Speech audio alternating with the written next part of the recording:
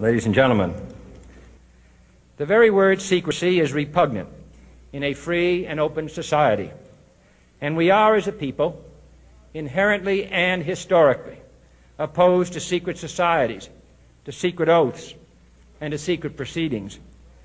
We decided long ago that the dangers of excessive and unwarranted concealment of pertinent facts far outweighed the dangers which are cited to justify it. Even today, there is little value in opposing the threat of a closed society by imitating its arbitrary restrictions.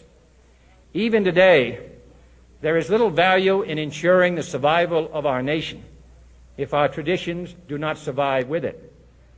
And there is very grave danger that an announced need for increased security will be seized upon by those anxious to expand its meaning to the very limits of official censorship and concealment. That I do not intend to permit to the extent that it's in my control. And no official of my administration, whether his rank is high or low, civilian or military, should interpret my words here tonight as an excuse to censor the news, to stifle dissent, to cover up our mistakes, or to withhold from the press and the public the facts they deserve to know.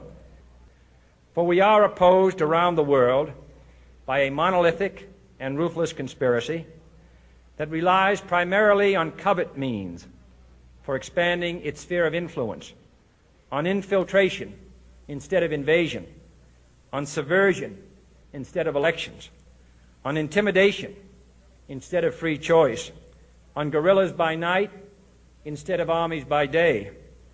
It is a system which has conscripted vast human and material resources into the building of a tightly knit, highly efficient machine that combines military, diplomatic, intelligence, economic, scientific, and political operations.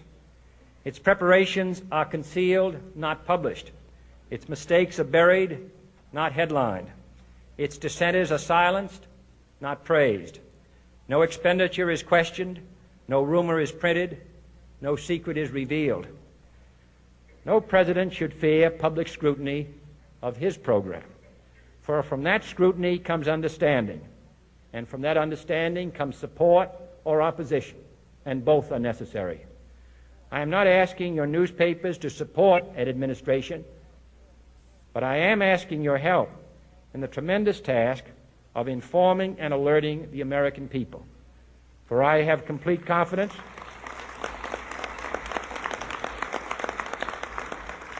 in the response and dedication of our citizens whenever they are fully informed. I not only could not stifle controversy among your readers, I welcome it. This administration intends to be candid about its errors. For as a wise man once said, an error doesn't become a mistake until you refuse to correct it. We intend to accept full responsibility for our errors, and we expect you to point them out when we miss them. Without debate, without criticism, no administration and no country can succeed, and no republic can survive. That is why the Athenian lawmaker Solon decreed it a crime for any citizen to shrink from controversy. And that is why our press was protected by the First Amendment, the only business in America specifically protected by the Constitution, not primarily to amuse and entertain, not to emphasize the trivial and the sentimental, not to simply give the public what it wants, but to inform, to arouse, to reflect, to state our dangers and our opportunities, to indicate our crises and our choices, to lead, mold, educate, and sometimes even anger public opinion. This means greater coverage and analysis of international news, for it is no longer far away and foreign, but close at hand and local. It means greater attention to improved understanding of the news, as well as improved transmission. And it means, finally, that government at all levels must meet its obligation to provide you with the fullest possible information outside the narrowest limits of national security. And so it is to the printing press, to the recorder of man's deeds, the keeper of his conscience, the courier of his news, that we look for strength and assistance, confident that with your help, man will be what he was born to be, free and independent.